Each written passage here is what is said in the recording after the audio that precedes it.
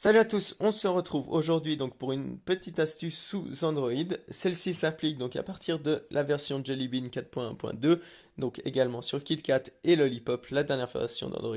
Sur les anciennes versions, donc les options développeurs, eh bien vous les retrouvez donc dans les paramètres directement, il n'y a rien à faire pour les activer, ou sous sécurité également. Donc comment activer et pourquoi sous les nouvelles versions d'Android? Vous allez dans les paramètres.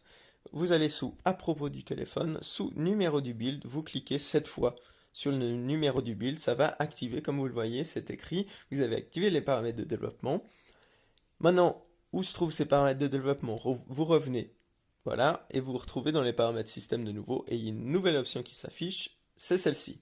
Vous cliquez dessus, et là vous avez une liste de fonctionnalités avancées, donc pour votre système. Ne faites rien si vous ne savez pas ce que vous faites, parce que ça sert tout simplement à rien de casser votre téléphone bêtement, malgré ce que vous pouvez y lire. Sachez que ça peut créer des problèmes sur votre téléphone, donc cherchez sur Internet avant de faire quelconque bêtise. Donc dans ces options pour développeurs, pardon, vous avez pas mal de possibilités. Sachez qu'à partir d'Android 5, le root, si vous êtes routé évidemment, est désactivé par défaut. C'est ici que vous le réactivez, donc en cliquant sur application uniquement. Sinon, vous avez la possibilité par exemple d'activer le débogage USB qui vous permet de transférer très facilement des fichiers de votre ordinateur à votre téléphone et vice-versa. C'est une fonctionnalité très utilisée. Vous avez des possibilités notamment sur les animations, les réduire, réduire leur durée, ce qui va en fait visuellement vous faire croire que votre téléphone est bien plus rapide. Ça va diviser par deux donc la durée des animations et visuellement ce sera donc accéléré. Vous pouvez évidemment faire augmenter plus que 1, ce qui va ralentir les animations, ça c'est selon vos goûts.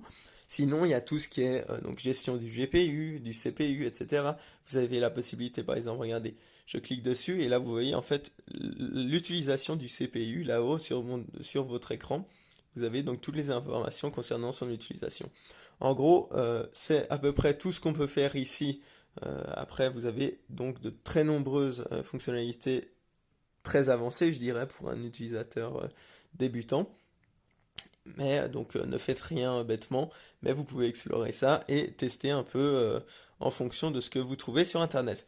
Voilà, donc petite astuce terminée. On se retrouve très rapidement pour un nouveau test ou une nouvelle astuce. Vous pouvez partager, ce serait avec plaisir, mettre un petit like et évidemment vous abonner à la chaîne pour suivre les nouveaux tests. Merci à tous, à très vite.